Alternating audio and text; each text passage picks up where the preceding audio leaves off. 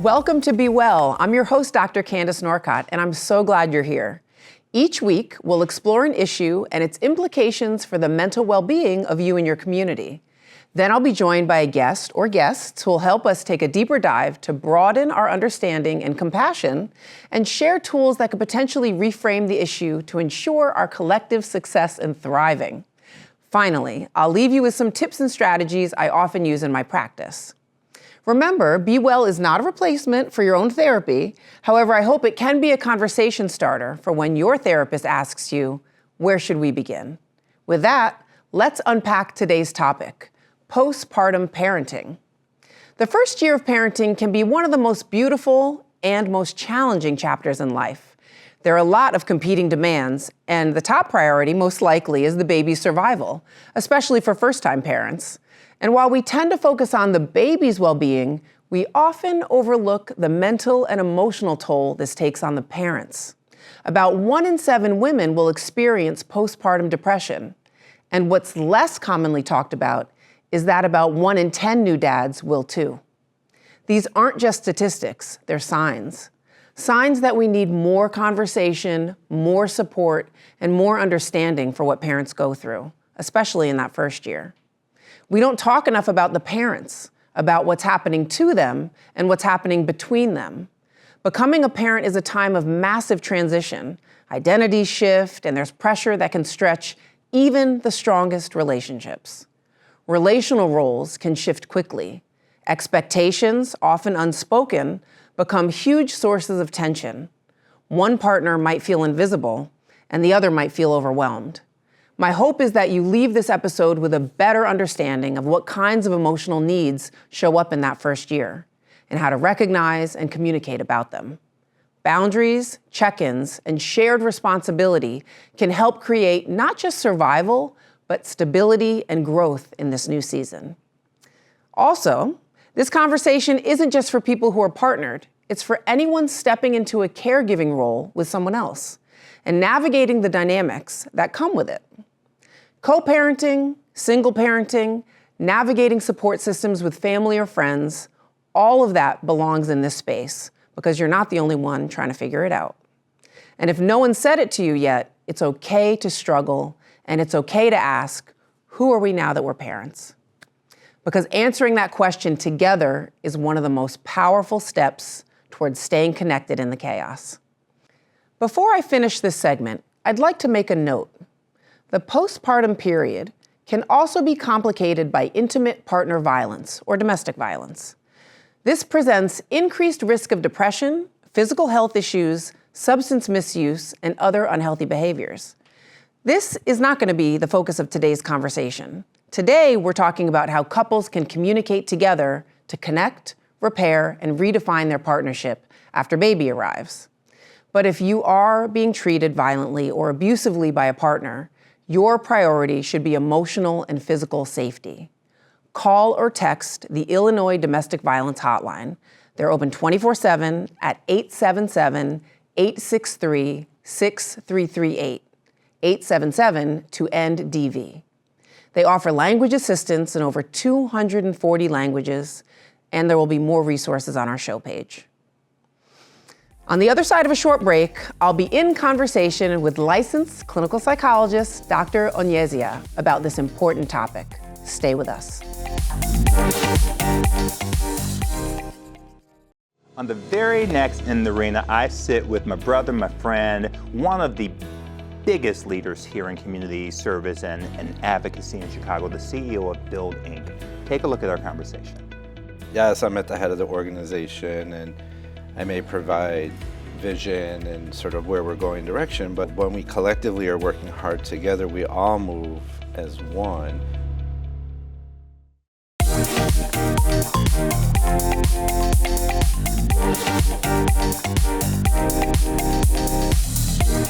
Each week on the Deep Dive segment, we'll take a closer look at an issue or challenge, reframing the way we think about it.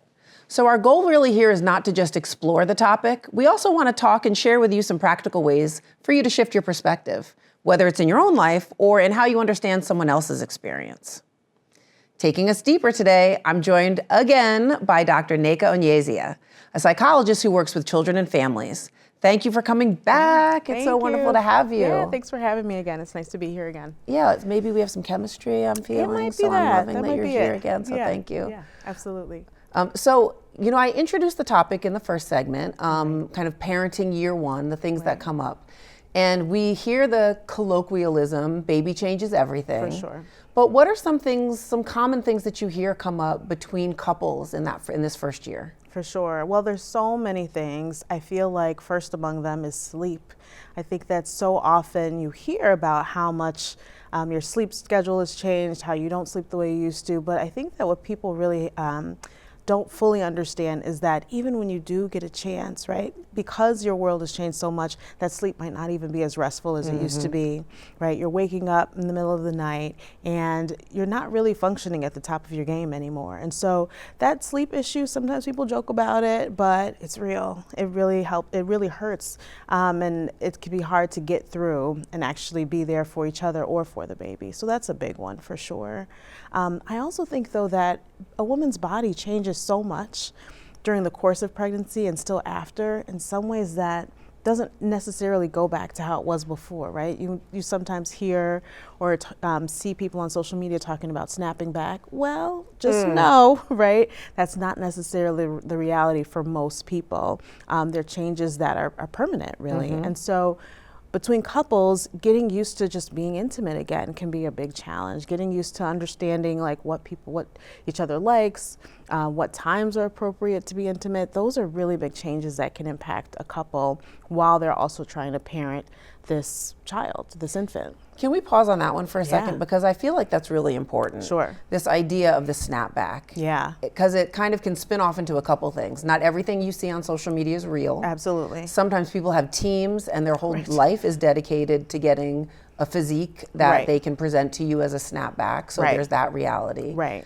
And some changes are permanent. Like sometimes even during pregnancies, people's facial characteristics can change, right? Noses can widen. Absolutely. And kind of being flexible with these are changes that are natural. They're happening. They're happening because of this beautiful thing that's been that we decided to do together. Right. And then even if you may snap back in some ways on the outside, right? There's some internal changes from hormones to just how you feel on the inside physically, not even just emotionally, can make it so that even if you get back into those jeans you were before, that doesn't mean that you feel the same way in them. And so it's so important to understand that the idea of getting back in so many ways is a misnomer, because really your life is different, right? And you have your body took on this different role and your partnership takes on this different role. And so going back isn't necessarily what you want to aspire to either.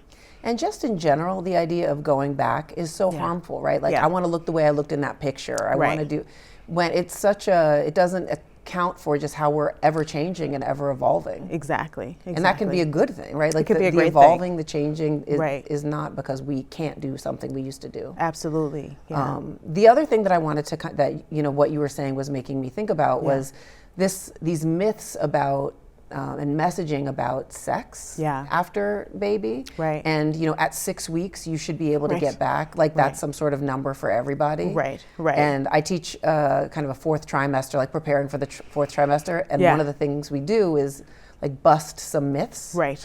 And there are lots of ways to be intimate and connect with a partner. And penetrative sex might not be the thing you do, even though you've crossed this like 6 week threshold.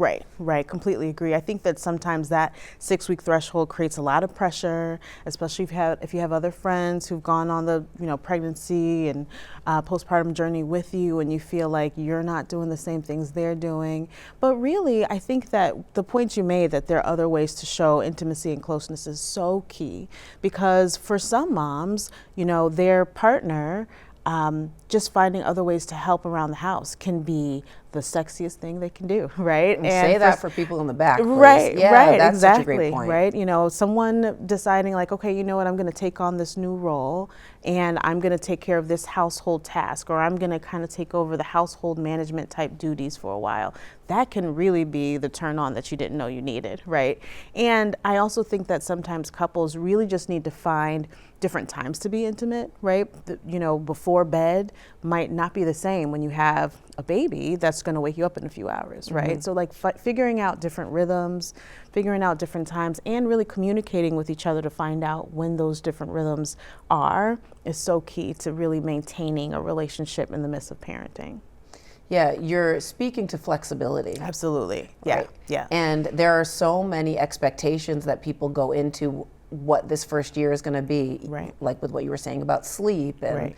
and it is going to be hard, but sometimes hard in ways that people haven't really accounted for. Absolutely. And even though you feel like, well, I'm going to do this part and my partner's going to do this Right. part, that may not be, even though that plan looked good, Right. and you were on the same page, like, are you on the same page with also being flexible about it? Absolutely, right. And I mean, in that flexibility, the communication piece is so key, because I think that sometimes you can start to feel like, well, before the baby, we kind of could read each other's minds. We were on the same wavelength.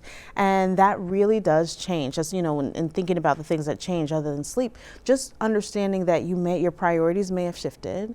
You may be moving in slightly different directions. You may be prioritizing different things at different times. So being able to communicate openly about how you're feeling, and not communicate with the expectation that you're trying to get something or you're trying to get what you want, but that the communication in and of itself is the goal. I want you to know how I feel. I want you to know what I'm experiencing, so that we can get back to being on the same page. And I use that word get back, but know that if it's about getting our relationship to a place together, it's very different from my relationship being the same way it was before. Thank you for making that distinction. Yeah.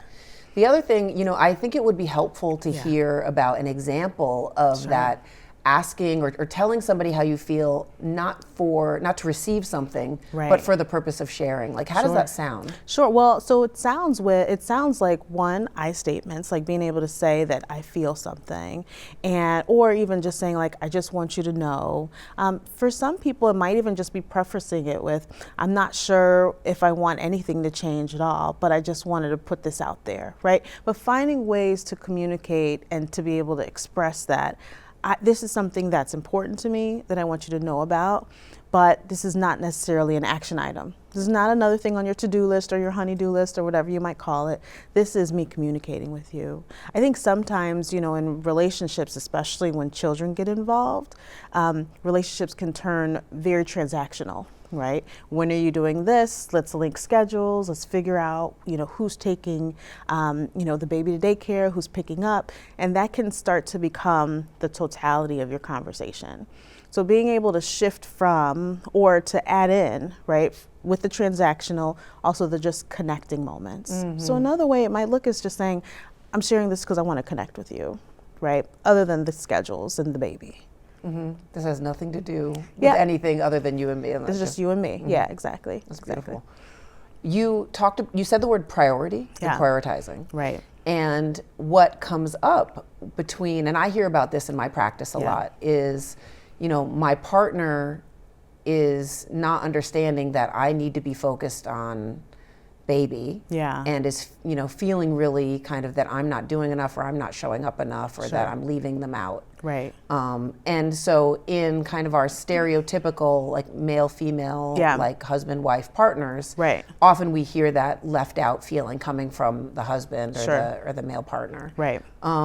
You know, how do you see that dynamic kind of evolving, and how do we just understand that better without shame or blame? Right, right. Well, I mean, there's multiple sides to this. For one, I think that a lot of times the male partner or the non-birthing partner can really have this sense of inferiority, quite honestly. And I think that that's not talked about enough. There can be this sense of insecurity, this inferiority in the relationship, because this other person did this unmistakably challenging, that's an understatement, right, thing, and you can start to feel like your role is so secondary, less important. So one, being able to kind of acknowledge that, for both sides to acknowledge that, like I feel like I don't have a place in this relationship anymore, my place is diminished, or I don't know what to do, is a very vulnerable statement, but it's a really powerful statement because then it creates that mutual understanding, and it can also create a path forward. For some relationships, something as simple as, a partner who maybe is feeling more insecure, picking a role, right? I'm gonna do the laundry, and that's gonna be how I contribute to this house for a while, and that's gonna make me feel like I'm doing something important, right? And communicating that with each other, that, I'm doing this, and let me know if there are things I need to change, let me know how often, or whatever it is, right? Kind of picking a role to kind of reestablish that sense of, I have an important place, in this relationship. That's one thing. And then for the partner who maybe is not experiencing that sense of insecurity or inferiority, then being able to recognize like there may be some really challenging emotions on that from their non-birthing partner, and to figure out, okay, how do I ask for what I need so that it's not feeling like this burden they're taking on all by themselves. That first part of what you were talking about, so much gender messaging, socialization, right? Acknowledging that you could be experiencing something like feeling less than. Right. Like for some people, you really have to weed through a lot of gendered, like masculine, toxic masculine messaging. Absolutely. However, in a partnership, being able to name that kind of vulnerability can be such a doorway. Absolutely, especially if you haven't really experienced that. Maybe you're at the top of your game usually, and you feel like you're the sought after person, you're someone who's crushing it at work, and you've been this good partner all along, and now you're faced with feeling like, what do I contribute here, right? That can be a really new feeling for some partners. So being able to recognize that and naming is such a huge step in a relationship.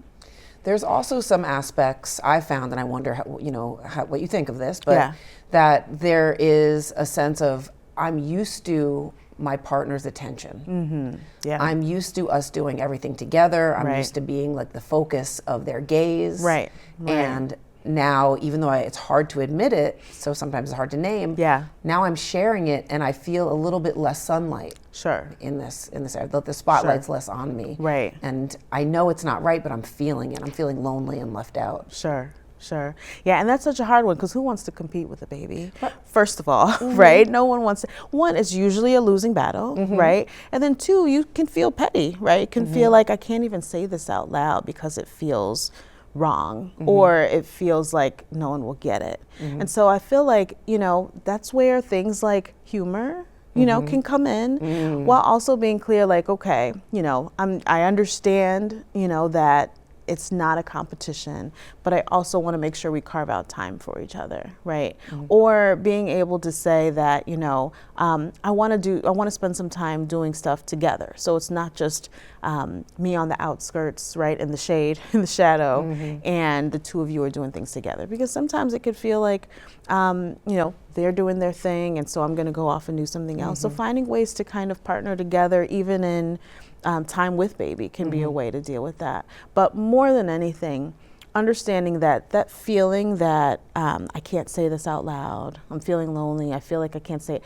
Trusting that your partner is someone who partnered with you for a reason. First of all, you did this together, and that they're gonna hear you is so important. Now that means that partner also has to be willing, right, to hear it and to understand it and take what the partner is saying, take it seriously. Tips for listening. I think as a tired, exhausted parent, partner, when somebody's coming to you and maybe your reflexes, do you know how I feel right now? Or do you know what I just did? And you're saying that you feel ... Sometimes a tip is just to take a breath before you respond. For sure. I think another tip is to be able to say what you're feeling and not what the other person should already know, right? I feel like once you get that should word, right? Once you start to should other people, that's when you kind of have to take a step back, like, well, maybe they don't actually know what I'm feeling. And so that makes me think back to what I said a little earlier, which was that sometimes you have to really kind of understand that people can't read your mind necessarily, and that communication piece is key. So being able to say, like, you know, I'm really tired. Can we pick a time? Can we pick a time to talk about this? But right now, I don't even think I have it to hear you. And I want to hear you, right? But the basis of that has to be that I want to hear you, right? So for sure, once you start thinking they should know how I'm feeling, right? That's that clue. Like, well, should they? And maybe they just don't. Is this the time where I can share the classic psychology joke? Please do, yeah. Which is stop shooting all over yourself. Stop shooting all over yourself. Exactly. Yeah, that's a classic. It is a classic, and it's so real It's so though. true. It's so real. Yeah. Yeah. And you know, speaking of humor, Yeah. I think couples that can be silly together For sure. can bring up some of those uncomfortable things and do Right. callbacks and kind of Right. reference things. You don't want to deflect with humor, Right. but sometimes you can start maybe an awkward or what you imagine will be a difficult conversation with being a little silly. Absolutely, especially if that was a part of your relationship that brings you together and that has brought you together before. You can find ways to continue that, but also come back to it, right? Okay, you know, and it's helpful if the partner who maybe was feeling that insecurity can know that you're listening at the same time. You're going to come back to it. Like when you mentioned this, you know, I heard you, right? And that's again another time to be able to just acknowledge that you heard something and not necessarily go straight to problem solving mode. Problem solving is important for sure, but bringing back that communication is really key to becoming connected again. Yeah, you want to make sure you've actually heard Exactly. the feelings, you've Right. heard the issue before you go into let's try to fix Let's it. try to fix it. Exactly. Exactly. In the unpacking segment, I talked a bit about how dads can have postpartum depression and postpartum mood and anxiety disorders too. For sure. But we don't talk about it as much or acknowledge it. Absolutely. Who can keep an eye out for dad, and Yeah. and how can, you know, that partnerships caretake and make sure, you know, what can we keep an eye out on? For sure. Yeah. So a lot of, you know, dads really go through a lot after, you know, baby is born for sure. And I think that some of the things to really look out for are there changes in their eating habits, right? Are they, you know, eating after everyone else is done and they're eating by themselves? Or they're, you know, kind of sneaking in extra midnight snacks, 1 a.m. snacks, 2 a.m., whatever it is, right? Are there, you know, changes either increasing or decreasing what they're eating? Things like drinking more. You know, I know many a parent that maybe increases their alcohol intake, right, once baby is there. But when it starts to become something that is really taking over the day, right, that's the thing that's anchoring you. That's a sign that, okay, maybe I need to, you know, get some help, talk to someone, my partner, but also maybe even professional help. Sleep changes, again, sleep changes are inevitable in some ways, but if you're noticing that, you know, you're not really able to function because of those sleep changes. Now, again, even that's tricky because I think many people will say their functioning is different, but if it gets to the point where you're not actually meeting your basic needs, right? You're not able to get up in the morning, you're not able to go to work, you're not really functioning even, you know, at a level that's acceptable to you. That's a sign to get help too. And then, you know, the amount of time that you're spending with other people or even your own family, right? If you notice you're isolating yourself, either within your family or from your friends. And that last one is really important because sometimes friends and family outside of the partner relationship can be something that really buoys you so that you can be a good partner too. And then sometimes family can be a stressor. True. Right? So, and those times when family maybe steps in or giving advice about how to raise baby, any advice for how couples can work together to make sure that they're working together on their family, their family values, despite the messaging maybe from family or friends? For sure. I think that, you know, there's many a well-meaning grandparent that suggests that you do something very different from what the pediatrician who you maybe chose together and really trust and you know, you trust their opinion and grandparent is telling you to do something different. It's important to make sure that you and your partner continue to be just that, partners. And that grandparents and aunts and uncles and friends may give advice, and you may listen to that advice, but the decision lays with you and your partner, because ultimately you're the ones raising the child. So I think that having lots of those discussions as early as possible,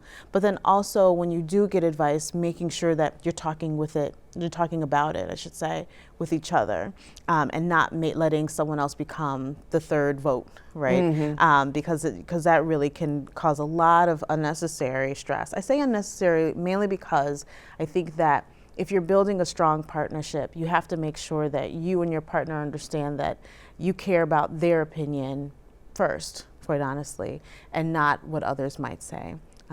Sometimes people are trying to parent the way they know how, right? And you and your partner may be deciding that you want to do something different from how you were raised or how you were parented. And so it's important to check in about that sort of thing. I'm hearing themes of flexibility, communication, Absolutely. all of that. Absolutely. And when do you think that, like when things are really going well, things are really flowing, Right. what do you think couples are doing right? Well, when things are flowing, couples are communicating for sure. I also think that couples are really thinking about themselves as a team. And, I mentioned that transactional piece. I don't want to make it seem as if that's a negative. It's just important to make sure that doesn't become the totality of their relationship. But when that transactional piece is flowing and you're able to kind of take time and step away from it and be flexible and shift from, okay, who's picking up who's doing this, to, hey, let's do something different tonight, right? That's when couples are really, really in sync and listening to each other and working together. And that's the kind of the North Star. Yes. I knew you'd be the best person to have this conversation with. Yeah, thank you. I absolutely am so honored every time you share time with me, with us, with the audience. Yeah. So thank you again. Yeah, I appreciate you. Yeah, I appreciate you. Yeah. On the other side of a short break, we'll wrap up this week's show with the closing session. Stay with us.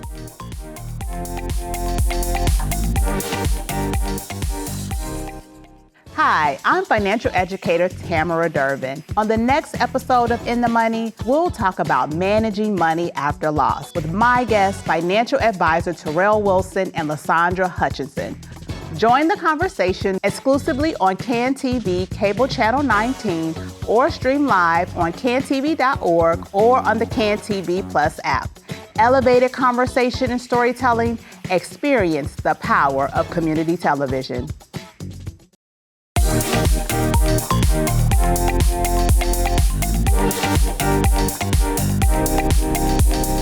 I'm so grateful to my friend and colleague, Nneka Onyezia, for coming back to be in conversation with me. And just like last week, now is the time where I extend an invitation to you. Today, my invitation is for you to reflect on what you heard and talk about it with just one other person. Maybe you're skeptical and wondering if these really are the kinds of themes that show up during that first year of parenting, because everyone around you seems to be handling things with ease. If that's you, ask a parent that you care about. Ask them how they're doing. Really ask, not just how's the baby, but how are you feeling? How are you and your partner doing? Because sometimes just being asked opens a door. Or maybe you are the new parent. Maybe you felt some of these same stressors: disrupted sleep, changing identity, the quiet strain in your relationship that you haven't named out loud. My invitation to you is to share a piece of what you heard today with someone you trust. It doesn't have to be a big emotional conversation. Even just saying, "This episode made me feel seen," or "This reminded me of us," can create space for healing, for honesty, and for closeness. Finally, if you're in a season of support, if you're the friend, the sibling, or the grandparent, my invitation is to stay curious. Offer care not just to the baby, but to the whole family system. Ask, how can I help support you right now? Too often, we assume people are fine unless they tell us otherwise, but we know that's not always true, especially in the early days and early months of parenting. So today, this week, just one honest, open conversation. That's it. The challenging parts of life should not be faced in isolation. We are not meant to figure this out all alone. We thrive through connection. That's our time for this week. Keep reflecting, keep asking questions, and most importantly, keep the dialogue going, whether with us, your friends, or within your own community. The conversation doesn't have to end here. Join me at bewell@cantv.org and at Dr. Norcott on Instagram. We'll be back next week with another deep dive into a topic that matters. Until then, take care, stay curious, and be well together.